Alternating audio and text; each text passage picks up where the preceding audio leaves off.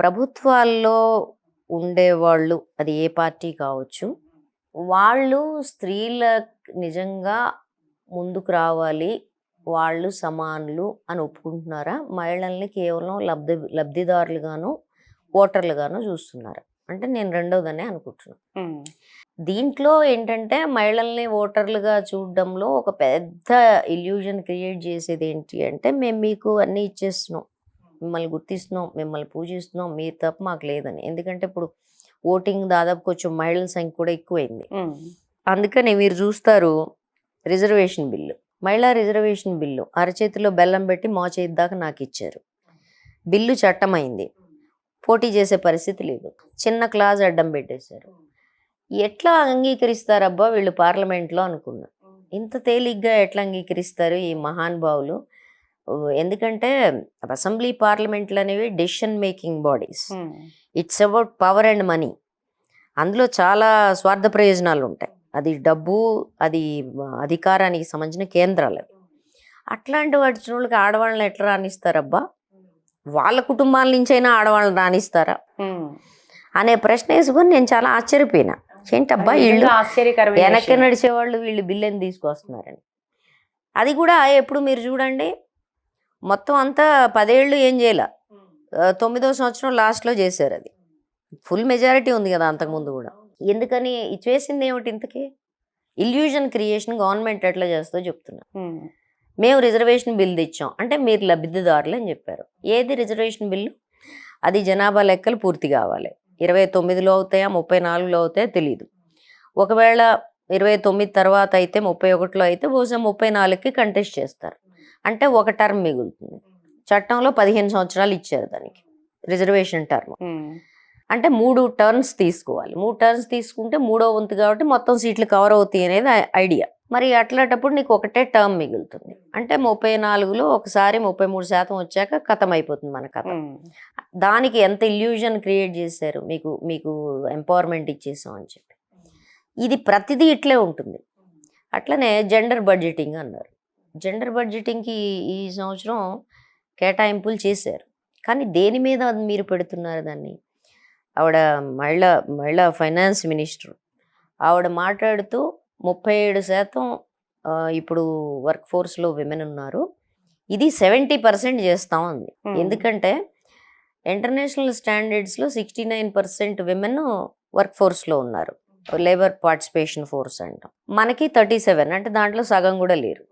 అంచేత దీన్ని ఏకంగా మనం చేరలేని టార్గెట్ ఒకటి ఆవిడ పెట్టేసింది అక్కడ. ఇంట్రెస్టింగ్లీ భారతదేశం ప్రపంచానికి ఫుడ్ బాస్కెట్గా అవుతుందని కూడా, ఆహార కొరతతో చచ్చిపోతున్నాం, హంగర్ ఇండెక్స్లో 111వ స్థానంలో ఉన్నాం, మనం డిక్లేర్ చేస్తాం ప్రపంచానికి మనం ఫుడ్ బాస్కెట్ అవుతామని. అంటే ఇచ్చే స్లోగన్స్కి వాస్తవికతకి మధ్య పొంతన లేని తను. ఇక్కడ ఎంపవర్మెంట్ అంటే ఏంటనేది కూడా ప్రశ్న.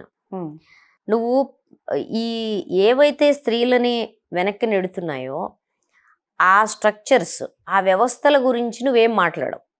ఆ వ్యవస్థ అట్లే ఉండాలి. ఆ వ్యవస్థ ఉండడం, నువ్వు ఇప్పుడు కుటుంబం గురించి మాట్లాడుతున్నావు. మన అందరం కాలర్లు ఎగరేసుకుని భారతీయ కుటుంబ వ్యవస్థ చెప్తాం. ఈ కుటుంబ వ్యవస్థలో ఎంత అణచివేత, ఎంత గృహహింస ఉన్నాయి. అది లేకుండా ఒక డెమోక్రాటిక్ ఫ్యామిలీ, ఒక సమానత్వం కలిగిన ఫ్యామిలీ కావాలి అని అడిగామనుకో, మీరు కుటుంబాలను బ్రేక్ చేస్తున్నారంటారు. అంటే మేము అడుగుతుంది ఏం లేదు, కుటుంబం వద్దంట్లా. మేము అంటుంది ఏంటంటే హ్యాపీగా కుటుంబాలు ఉంచుకోండి, కానీ ఆ కుటుంబంలో ఇంత ప్రజాస్వామ్యంగా నువ్వు నేను సమానత్వం అనే ప్రాతిపదిక మీద, పార్ట్నర్షిప్ బేస్ మీద కుటుంబాలను నడవాలంటున్నాం. హింస లేకుండా కుటుంబాలని అడగడం అనేది గొంతెమ్మ కోరిక.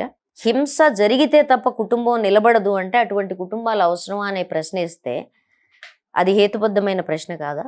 కాబట్టి ఎవరు మూల్యం చెల్లిస్తున్నారు వీటి గురించి నువ్వు మాట్లాడవు. ఆడవాళ్ళు 70% పెంచుతాను, 70%కి వర్క్ ఫోర్స్లో తీసుకొస్తాను అని ఆవిడ అంది. అందులో ఏం చెప్పింది?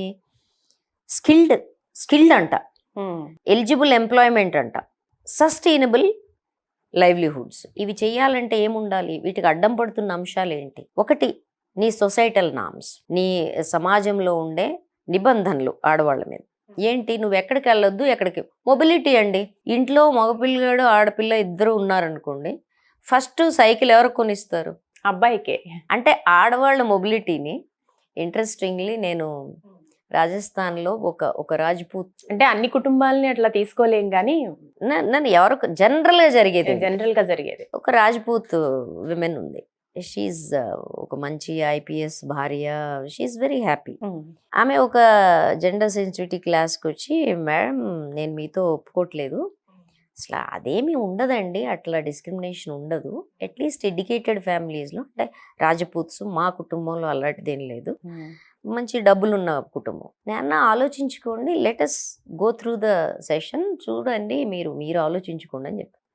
ఆమె ఒక 6 months తర్వాత షీ కాల్డ్ మీ బ్యాక్. మొదట్లో నేను అంగీకరించలేదు, కానీ మేడం నాకు అనిపిస్తోంది, మా అన్నలిద్దరికి బైకులు ఉండేవి, నాకు మా నాన్న కారు ఇచ్చి పంపించేవాళ్ళు, డ్రైవర్ని ఇచ్చి. నేను అనుకునేదాన్ని కదా, ఆహా నాకు కారు డ్రైవర్ ఉంది, నాకు మొబిలిటీ ఉంది అనుకునేదాన్ని. కారు డ్రైవరు ఒక రకంగా నాకు మొబిలిటీని ఇచ్చిన, నేను తీసుకెళ్ళమన్న దగ్గర తీసుకెళ్ళిన, it's also a restriction in the name of protection. అది నేను రియలైజ్ కాలేకపోయాను. అన్నయ్యలకి ఇద్దరికి బైకులు కొన్నప్పుడు మా నాన్న నాకెందుకు కొనలేదు, నన్ను ఎందుకు ఎంకరేజ్ చేయలేదు, నువ్వు కూడా తోలుకోరా బైక్ ఇండిపెండెంట్గా, నీ నీ నీ శక్తితో నువ్వు వెళ్ళని ఎందుకు చెప్పలేదు అని ఆలోచించాను. ఎస్ దేర్ ఈజ్ మ్యామ్ అని. అంటే ఒక చిన్న దాన్ని రియలైజ్ అవ్వడానికి, ఆమెం చదువు లేనిది కాదు, ఉద్యోగం లేనిది కాదు, అది రియలైజ్ అవ్వడానికి ఆమెకి 35 ఏళ్ళు వచ్చి ఒక వర్క్షాప్కి వస్తే కానీ అది సాధ్యం కాలేదు. ఈ దృష్టికోణం అనేది చాలా ఇంపార్టెంట్.